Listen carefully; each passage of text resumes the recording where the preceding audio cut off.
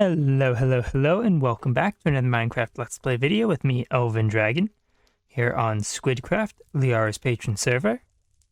So last episode we went and built up this very mini block heavy library, and today I think we're going to be messing around and adding some of the new 1.17 blocks into our cave. So I've already gone and gathered most of them, as you can see here. And I think what we're going to do is we are going to start with our entryway here.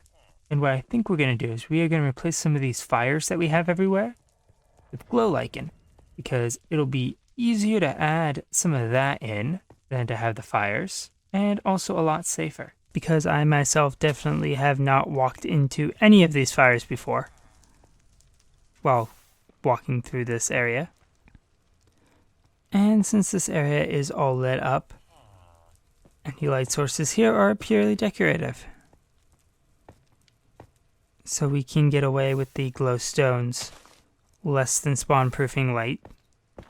And hopefully it should give us a nice faint glow in our TX.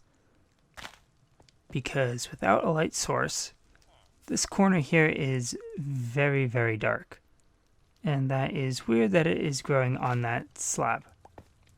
So we'll just have some nice patches like that of it around. And I think that that will be a much nicer, more natural looking way of lighting this cave instead of all of the fires. Because although this is a dragon cave, we don't want it to be too fire heavy. And also not too dangerous that I can't walk down it myself. So the glow lichen will definitely help with that problem. But it's only one part of what I want to add to this entryway.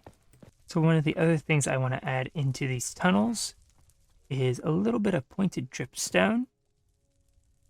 Kind of block them off. We will basically just have patches of this stuff in the entranceways to some of our offshoot caverns. Like so. Now hopefully that should grow and connect down. These should hopefully add a little bit of depth to the cave and just make it a little bit more natural looking. It'll also help to block off some of these side caves that we don't necessarily want people going down, because most of these little caves are dead ends. So we can also hang them on the plain stone where they won't grow, just for a little bit of decoration. Now we aren't going to have too many on our path going up to the surface, because we kind of want it to be smooth, as if it's been traversed multiple times. So there's only going to be some stalactites and stalagmites on the very sides, or maybe some very, very small ones.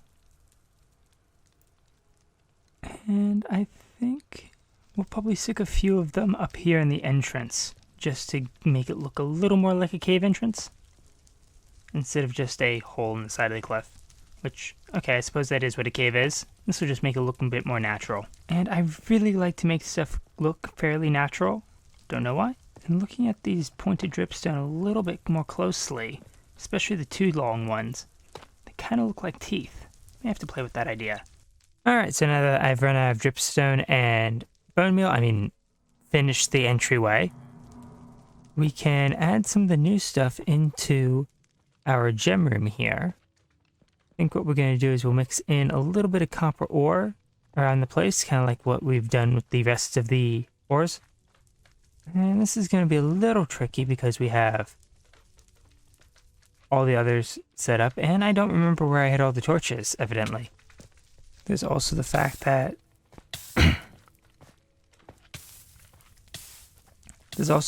there's several patches here that the ceiling is only 1 block thick.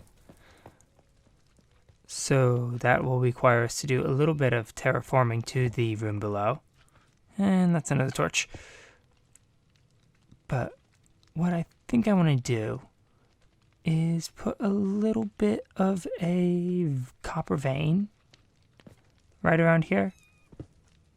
Yep, see, there's the next level. Nothing too big. Just a small little one. Because unlike the other ores, which just come in clumps, the copper is supposed to come in veins. So it makes a little bit of sense for us to put it in one. I think we'll put a second one here, though I am a little worried about that campfire. Let's put a slab back over there and see if we can't work around it. So let's see, that needs to be a little bigger because 3 is not really a good vein. Expand that there since we can't go over the campfire as far as I know. Not really liking the shape without it though. And I think we need one over this campfire. Smoke should come through the solid block. Maybe? Okay, good. I think that is good for that vein. I think we need a little bit more over here though. But I think that adds a good amount of color. I might grab a little bit more and try and stick some more in this area here. Hopefully try not to cover our hidden lighting. But I think the copper looks good in blending between the rest of the ores. I need to check, are there deep slate buttons? I know they added a bunch of deep slate blocks. I can't remember if buttons were one of them. Blackstone... No, so just blackstone and stone.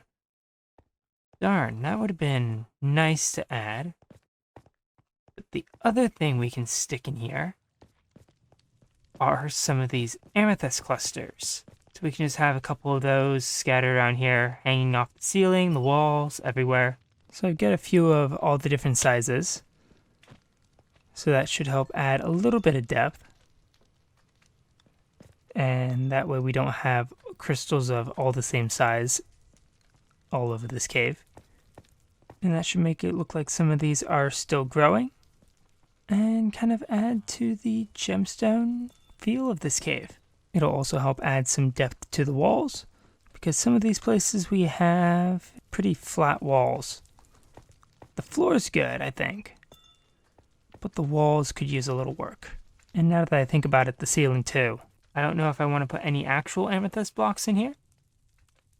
I don't think so, because I think they're too much of this purple. But you can see that's already being very, very colorful here, just with the handful we've scattered about. Now I do think I want to add a few things of dripstone into this cave as well, once I actually get some more of it. So nothing in here is quite final. But I also want a little bit of glow lichen in some places. I don't think we'll put some glow vines in here. But with all of those placed, let's take a quick look. Yeah, I think that looks good. Just gives a little bit more 3D-ness to this room. And it really kind of helps get the feeling that this is a gemstone cave. Which is what I was going for. So I'm quite happy with that. Alright, so a little bit more decorating later. And I put in some more amethyst crystals. I went and grabbed some more. And a bunch of pointed dripstones. So this really looks like a cavern now.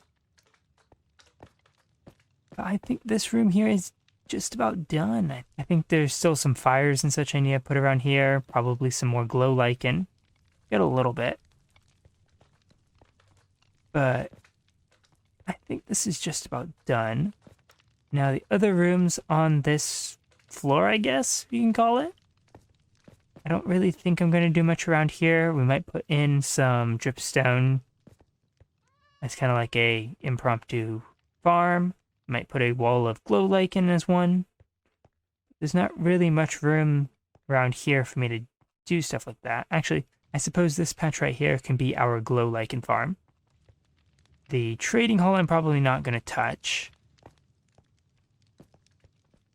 But what else? Oh, I did go and decorate up the bee room that's up here. The mushroom room is pretty much as set as it's going to be. I need to get another mushroom back in here because chunk borders. And I think there's a spawnable space somewhere over here, but I don't know where. So I need to fix that. The ravine needs torch hiding, which I may not get to. But the bee room up here, I think this is a spawnable spot up here too, so I'll have to check. I've gone and decided that instead of grass, I'm going to use moss. So we've got moss up here. Planted some of the azaleas. I've planted some glowberries. So I think that this looks good. Now the one thing that's a little interesting, can't get bone meal flowers to grow more in moss. Just a little weird. But I did also go, and when I went and grabbed more dripstone and amethyst, I grabbed a couple new beehives, so we actually do have bees in here again. Now there is some stuff I want to do in the fish tank room. But before we do that, I want to come down here. You can see I've also added some pointed dripstone into this room here. I don't know how much I'm really going to do more for this.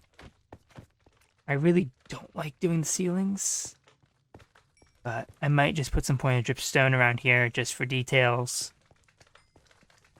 I've added some on this path up here, which, if I recall correctly, leads to the fish tank. Yes, that leads to the fish tank. We've got some more pointed dripstone along here.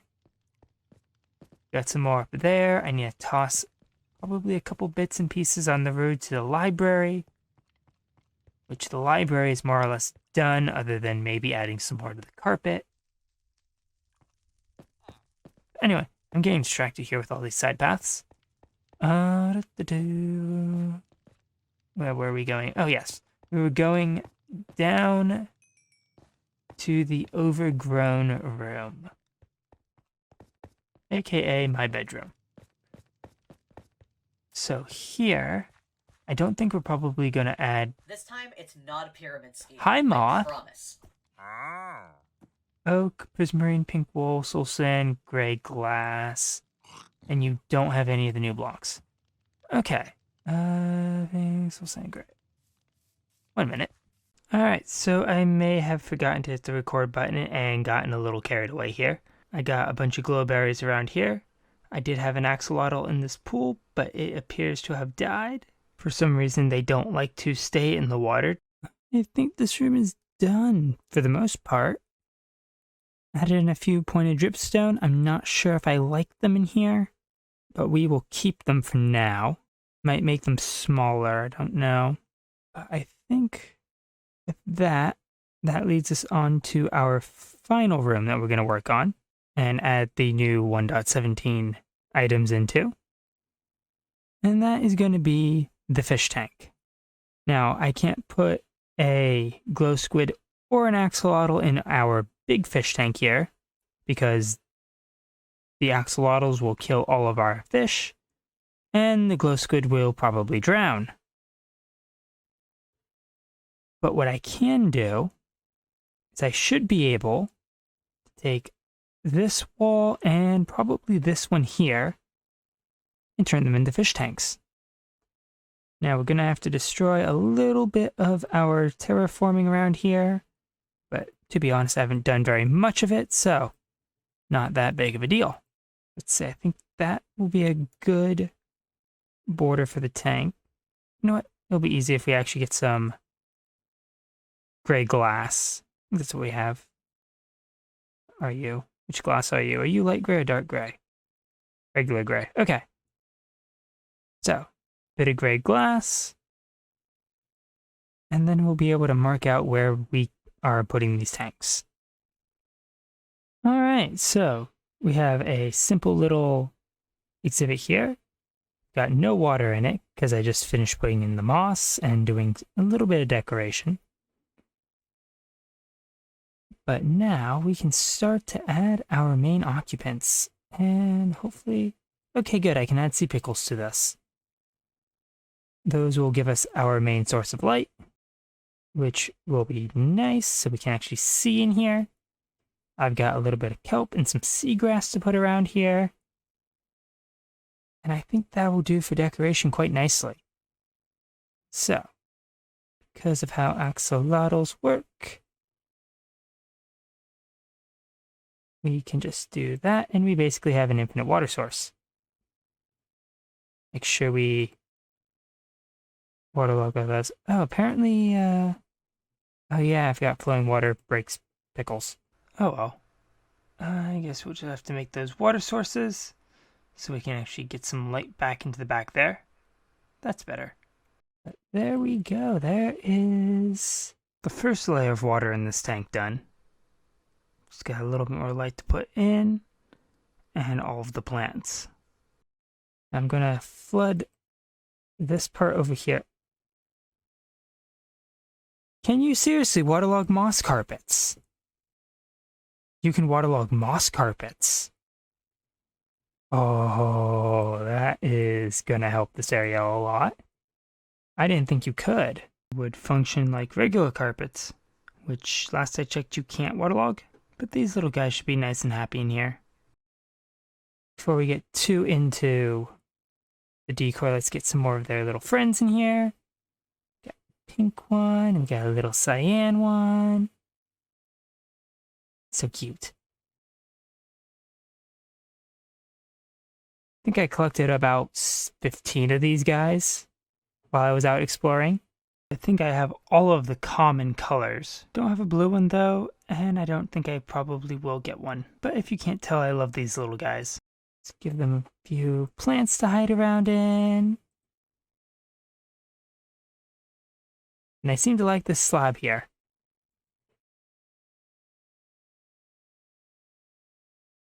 Oh. Nope, nope. Hi, you're not supposed to be up there. You can't get back in the water if you jump up there. Hey. No.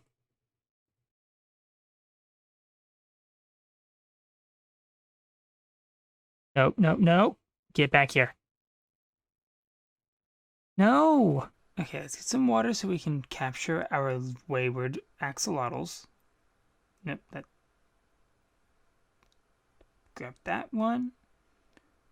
No. You put one back in and 5 more try to escape. Okay. It's just the gold one left. And there we go.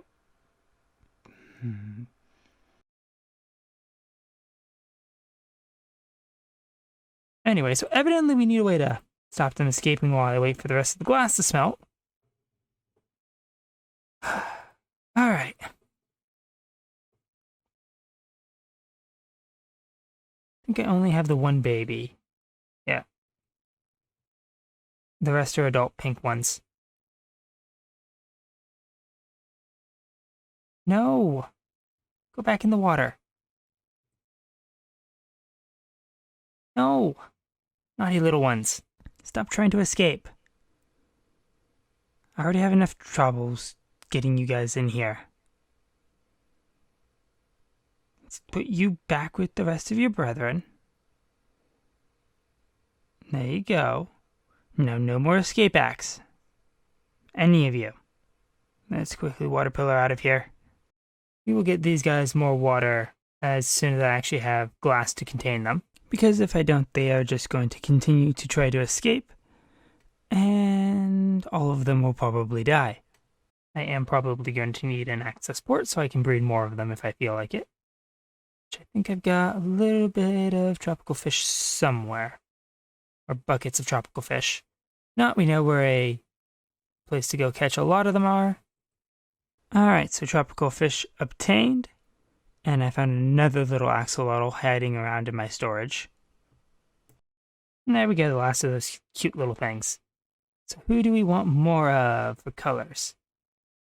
Come on, don't you all fight. Let's do cyan, and we'll breed a pink. We got a baby pink. And I only have one more tropical fish, so aren't going to be able to breed any more right now. So let's get a bucket of water so we can escape. And, oh yeah, we can't jump up over the slab. So let's break those 2 slabs since we actually have the glass to fill this in now. No! They're all... No! Naughty little squeaky puppies.